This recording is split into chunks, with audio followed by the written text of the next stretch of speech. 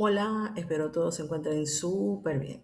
Gracias por seguirme en este camino tan especial de leer la Biblia juntos. De verdad que me encanta verlos, leerlos y saber que no estoy sola, que ustedes me están acompañando. Eso es muy importante para mí.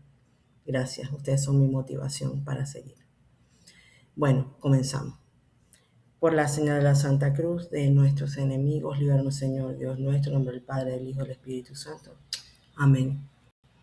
Espíritu Santo, desciende sobre nosotros, danos el don del discernimiento para saber escoger entre lo que está bien y lo que está mal. Danos fortaleza para hacer cumplir tu palabra. Danos sabiduría para poder entender estas escrituras y podernos acercar al poder que Dios tiene para nosotros, a ese propósito que Jesús siembra todos los días en nuestras vidas. Ayúdanos a entenderlo y a ponerlo en práctica, que es lo más importante. Bendice a todos los que están leyendo la Biblia conmigo, Señor. Te lo pido por Jesucristo nuestro Señor. Amén. Empezamos. Dice así. Dice Marcos 6. Salió de allí y vino a su patria, y sus discípulos le siguen. Cuando llegó el sábado, se puso a enseñar en la sinagoga. La multitud, al oírle, quedaba maravillada y decía: ¿de dónde le viene esto? ¿Y qué sabiduría es esta que le ha sido dada? ¿Y esos milagros hechos por sus manos? ¿No es este el carpintero, el hijo de María, y hermano de Santiago, José, Judas y Simón? ¿Y no están sus hermanas aquí entre nosotros? Y se escandalizaban a causa de él. Jesús les dijo: un profeta solo en su patria, entre sus parientes y en su casa, carece de prestigio.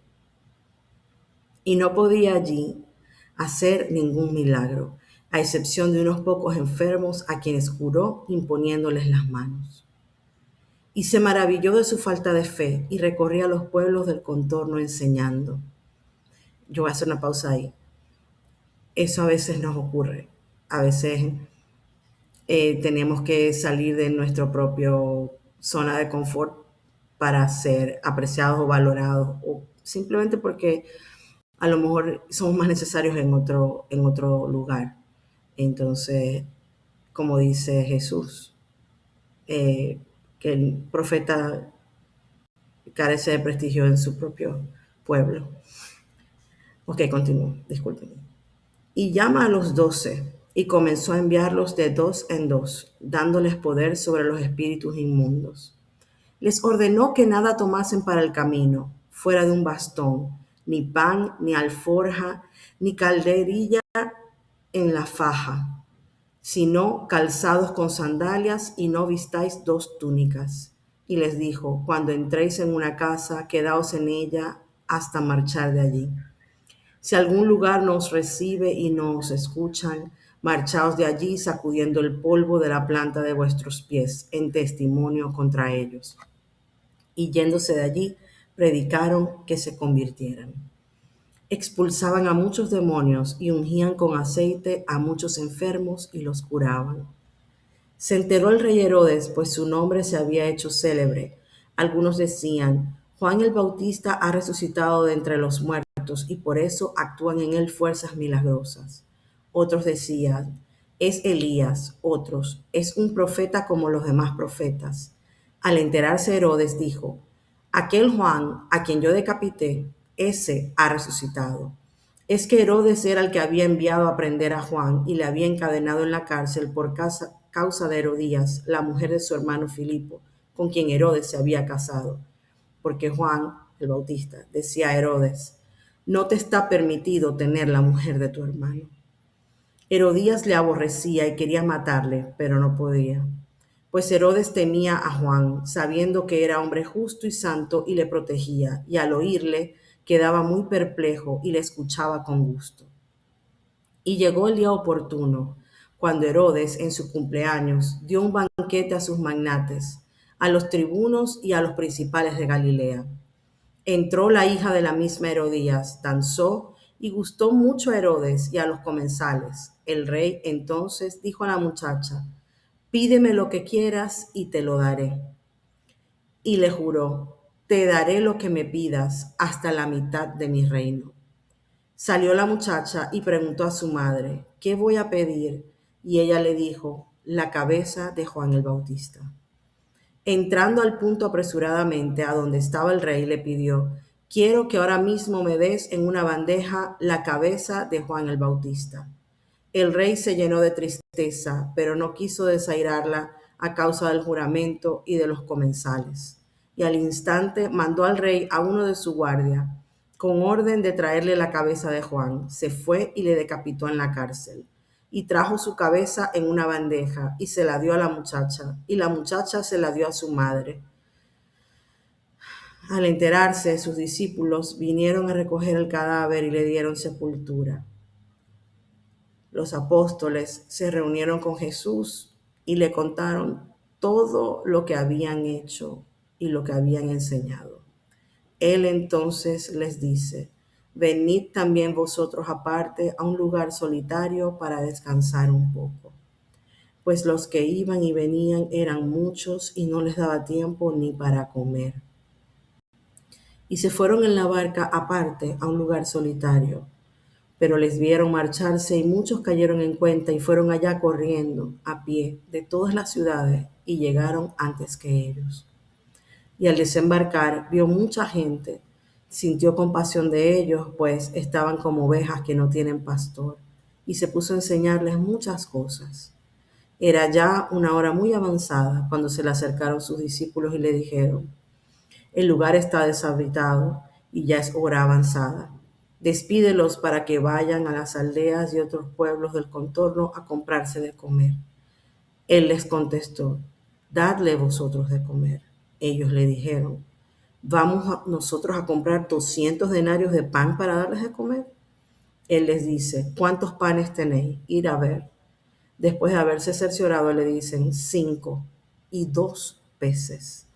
Entonces les mandó que se acomodaran todos por grupos sobre la verde hierba, y se acomodaron por grupos de 100 y de 50. Y tomando los 5 panes y los 2 peces, y levantando los ojos al cielo, pronunció la bendición, partió los panes y los iba dando a los discípulos, para que se les fueran sirviendo. También repartió entre todos los 2 peces. Comieron todos y se saciaron.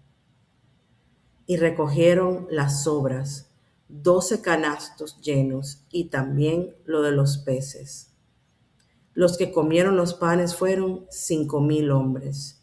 Inmediatamente obligó a sus discípulos a subir a la barca y a ir por delante hacia Betsaida, mientras él despedía a la gente. Después de despedirse de ellos, se fue al monte a orar. Al atardecer estaba la barca en medio del mar y él solo en tierra. Viendo que ellos se fatigaban remando, pues el viento les era contrario, a eso de la 4ª vigilia de la noche, viene hacia ellos caminando sobre el mar y quería pasarles de largo. Pero ellos, viéndole caminar sobre el mar, creyeron que era un fantasma y se pusieron a gritar, pues todos le habían visto y estaban turbados. Pero él al instante les habló, diciéndole: ánimo, que soy yo, no temáis. Subió entonces donde ellos a la barca y amainó el viento, y quedaron en su interior completamente estupefactos, pues no habían entendido lo de los panes, sino que su mente estaba embotada. Terminada la travesía, llegaron a tierra en Gesenaret y atracaron. Apenas desembarcaron, le reconocieron enseguida. Recorrieron toda aquella región y comenzaron a traer a los enfermos en camillas a donde oían que él estaba. Y donde quiera que entraba, en pueblos, ciudades o aldeas, colocaban a los enfermos en las plazas y le pedían que tocaran siquiera la orla de su manto. Y cuantos la tocaron quedaban salvados. Esto es palabra de Dios y la gloria es para nuestro Señor Jesús. Hay una parte de esta lectura que me gusta, aparte de la que ya conversamos, ¿no? Miren cómo no fue profeta en su pueblo, pero en otros pueblos la gente lo perseguía, no tenían ni descanso. De hecho, aquí dice venir a un lugar solitario para descansar un poco, porque no les queda tiempo ni para comer. Todos necesitamos descanso. Sin embargo, Jesús sintió compasión de las personas y siguió ayudándolos. Hizo el milagro de la multiplicación de los panes y los peces. Todos comieron. También el viento, el mar, lo escuchan con autoridad, porque Jesús, el Rey de Reyes, Dios celestial, el Hijo de Dios. Entonces, cuando vemos todo esto, ¿verdad? Y dice, ojalá y tocara tan siquiera la orla de su manto y quedaron salvados. Yo siempre pienso de eso, que ojalá tan siquiera pudiera tener suficiente fe como para sentir eso, que solo con mis oraciones, solo con pedirle lo que necesito, Jesús me va a escuchar. Y yo les digo algo, siempre escucha. Lo que pasa es que Él nos da lo que requerimos en el momento, las herramientas para nosotros crecer y desarrollarnos. Eso es lo que yo siento, que Jesús nos da, nos enseña, como enseñaba a todos allí. Y también nos cura. A mí me ha curado y sé que a muchas personas también los ha curado. No solamente en su salud, sino en sus partes emocionales, mentales, familiares, sociales. Jesús es la respuesta. Que tengan